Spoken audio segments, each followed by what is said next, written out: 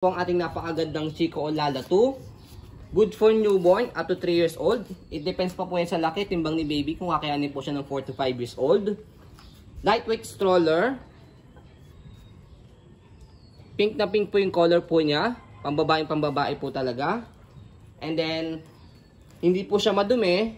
Okay, already sanitized na po ito. Pero kung sakaling gusto niyo po siyang i-wash, okay din naman po. Okay?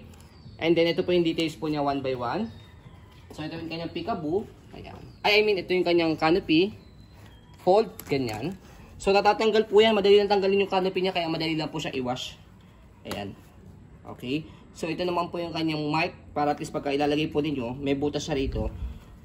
Ayan. May palatandaan po kayo. Okay. And then, ganyan po siya kapag nakaupo. So, baba nyo lang po itong leg rest niya. Ayan. Meron kayo ipipress dito sa ilalim na button. Ayan. So, ganyan po siya kapag nakaupo. Okay. Kapag nakahiga, angat nyo lang yung leg rest niya. And then, higa natin itong kanyang pad. Ayan. Okay. Kompleto po yan ng harness pad. Belt lock. Wala po yung putol. Ayan. Okay. And then, yung kanyang front handle. Press nyo lang po ito. Or ano po dito sa dalawa. Ayan. Pag ilalagay niyo po si baby, kahit isa lang. Kung gusto niyo dalawa, okay lang din naman. Okay? Sa pagsalpak, ganyan lang. Okay?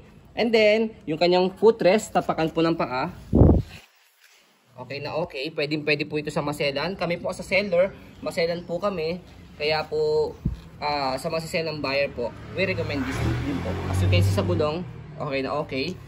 So, kung gusto niyo pong one way lang siya, angat nyo lang po ito. Ang purpose po niya, kapag i-maneuver, kapag i-heli niyo po si baby, hindi siya mag-rotate. Okay?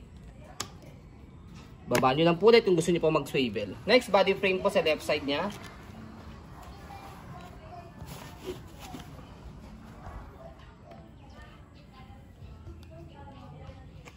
And then sa likod, yung kanyang gulong. Ayan. Walang kaupot-upot. Stopper, baba niyo lang po ito. Ayan, stop na. Basket, okay na okay din po yung kanyang basket. So sa likod, press nyo lang po ito. Kapag gusto nyo po i-semi-recline, kalahati, fully recline, sagad po. Press, pull down.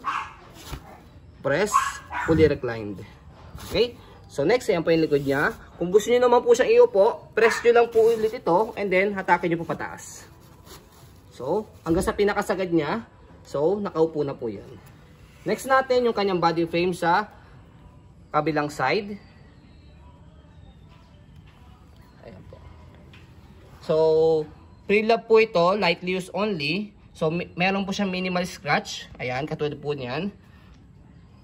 Pero hindi po siya halata. Kasi... Yes, opo. So, kaya pwede pa rin po sa maselan po ito. Ayan. And then, yung kanyang handle. Ayan. So, stroll muna natin. Yan, bago po natin i-fold. Para makita po ninyo na wala po siyang issue kapag ginamit. Ayan. Sobrang gaang po nito.